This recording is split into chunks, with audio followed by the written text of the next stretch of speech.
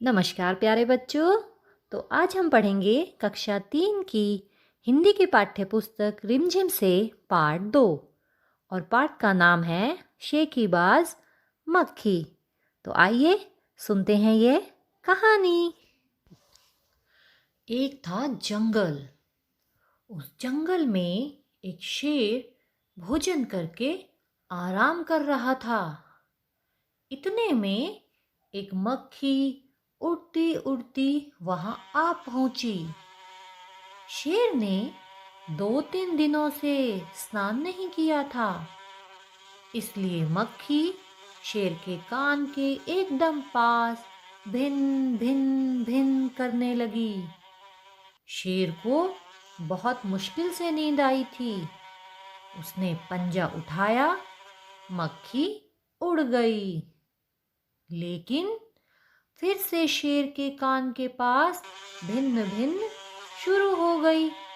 अब शेर को गुस्सा आया। वह दहाड़ा। अरे मक्खी, दूर हट, वरना तुझे अभी जान से मार डालूंगा।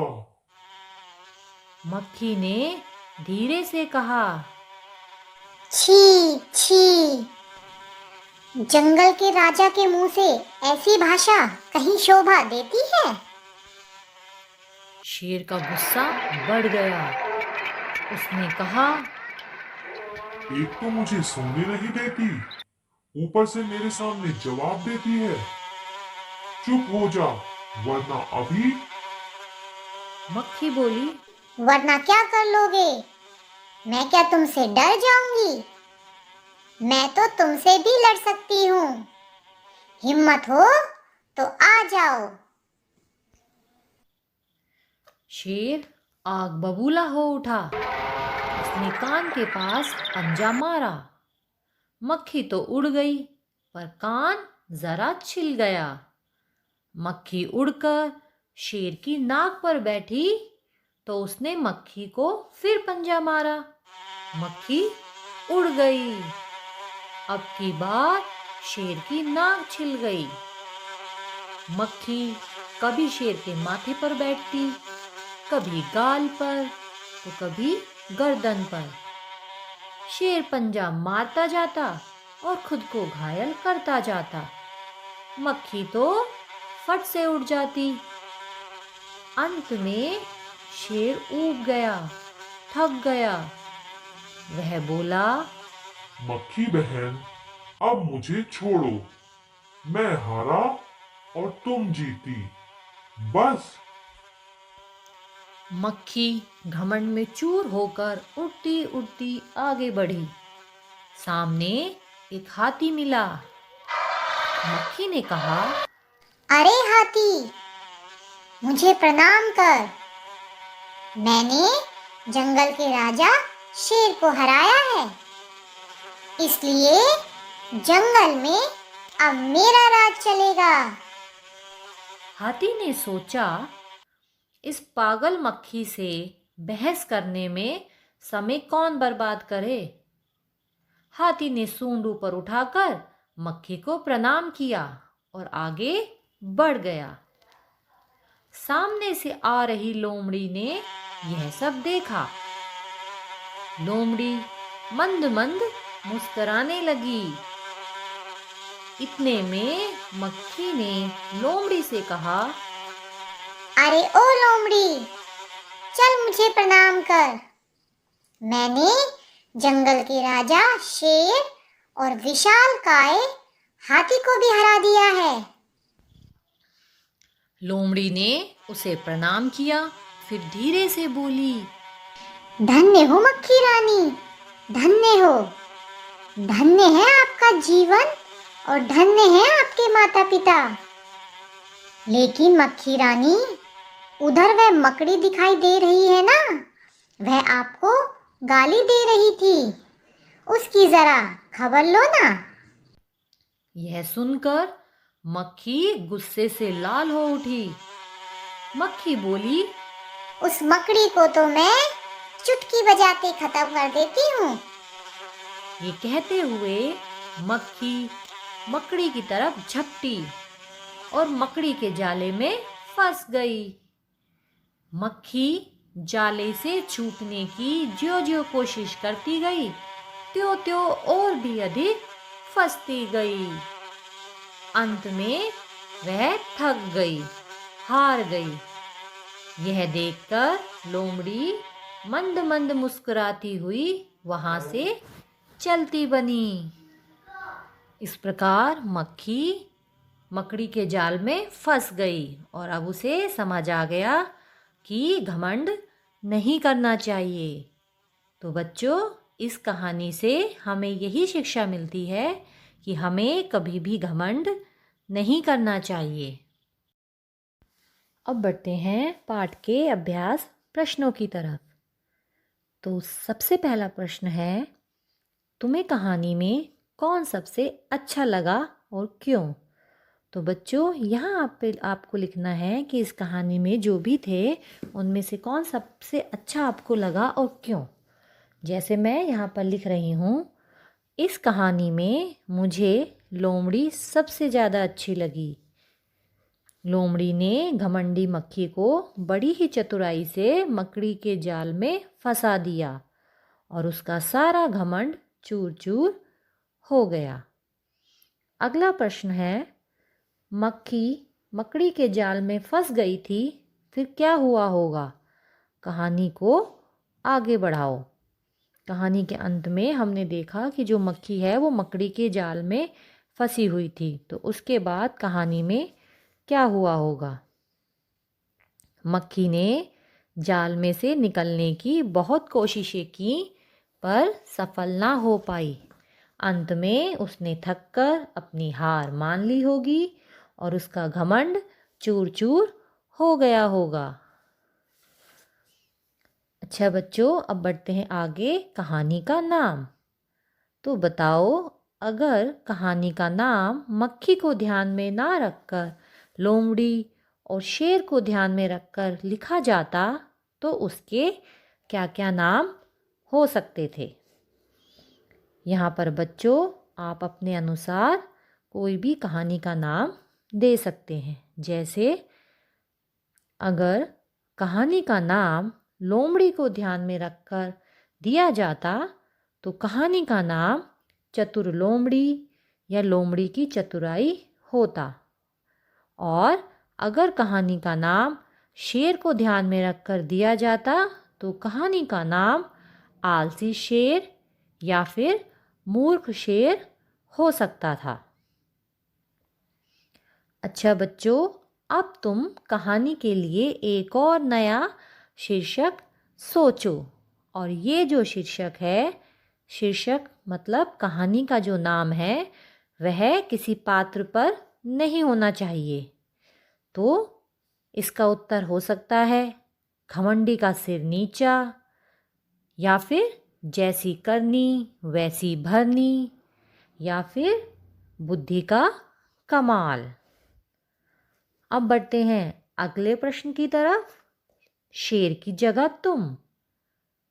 तो बच्चों बताओ, मक्खी ने जब शेर को जगाया तो वह आग बबूला हो गया। जब तुम्हें कोई गहरी नींद से जगाता है तो तुम क्या करते हो? तो इसका उत्तर सभी बच्चे अपने अनुसार लिखेंगे कि जब उन्हें कोई गहरी नींद से जगाता है तो उन्हें कैसा लगता है। जब कोई मुझे गहरी नींद से जगाता है तो मुझे बिल्कुल अच्छा नहीं लगता। मैं जगाने वाले से कहती हूँ कि वह मुझे थोड़ी देर और सोने दे। अच्छा, तो अब बताओ बच्चों, मक्खी उड़ाते उड़ाते शेर ऊब गया था। तुम क्या करते करते ऊब जाते हो?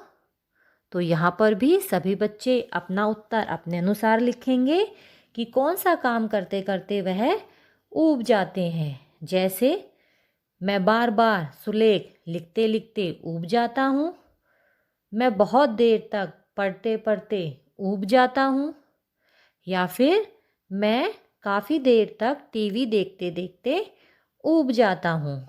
तो इस प्रकार आप कोई भी उत्तर लिख सकते हैं।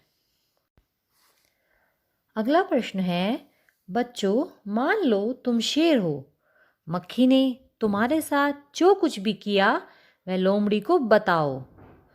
तो अगर आप शेर होते तो आप लोमड़ी को अपनी कहानी कैसे बताते, वो यहाँ पर लिखना है। इसका उत्तर हो सकता है, लोमड़ी बहन आज मैं बहुत दुखी हूँ। मैं जंगल का राजा होते हुए भी एक छोटी सी मक्खी से हार गया। उसने पहले तो मेरी नींद खराब कर दी, फिर मुझसे लड़ने को भी तैयार हो गई। वह कभी मेरी नाक पर तो कभी कान पर बैठ जाती थी। जैसे ही मैं उसे पंजे से मारता वह उड़ जाती थी। इसी कारण मेरे कान नाक भी छिल गए। अंत में तंग आकर मैंने अपनी हार मान ली। तो बच्चों अब बताओ, शेर तो भोजन करके आराम कर रहा था कहानी में। तुम भोजन करके, तुम खाना खाकर क्या करते हो? अक्सर अक्सर क्या करते हो? और कभी कभी, कभी कभी क्या करते हो? तो जैसे अक्सर आराम करता हूँ खाना खाने के बाद, और कभी कभी टीवी देखना भी पसंद करता हूँ। आप लोग इसका उत्तर अपने अनुसार भी लिख सकते हैं। शेर ने भोजन में क्या खाया होगा? तुम क्या क्या खाते हो? तो बच्चों, शेर किसी न किसी जानवर का मांस ही खाता है।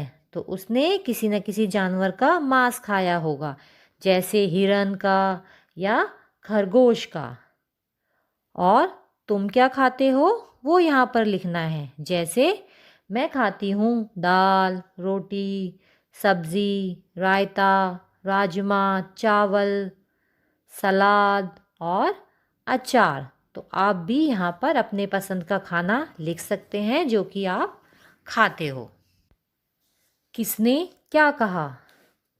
बच्चों, नीचे कहानी से जुड़ी कुछ तस्वीरें दी गई हैं। उसमें कुछ ना कुछ बोला जा रहा है। सोचो और लिखो कौन क्या बोल रहा है। तो यहाँ पर आप अपने अनुसार सोचकर लिख सकते हैं कि इन दिए गई तस्वीरों में कोई क्या बोल रहा है। और हम इसे इस प्रकार भी लिख सकते हैं।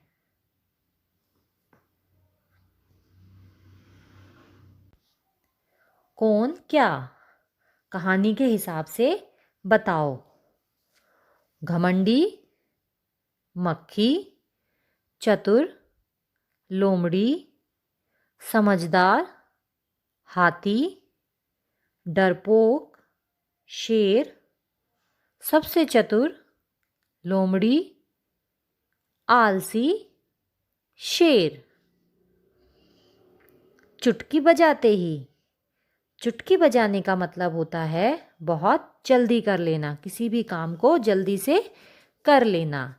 तो बच्चों अब आप बताओ कौन कौन से काम चुटकी बजाते ही कर लेते हो। जैसे आप लिख सकते हो कि मैं दूध पीने का काम, आइसक्रीम खाने का काम और अपने स्कूल का काम करने का काम चुटकी बजाते ही कर लेता हूँ। भाषा की बात।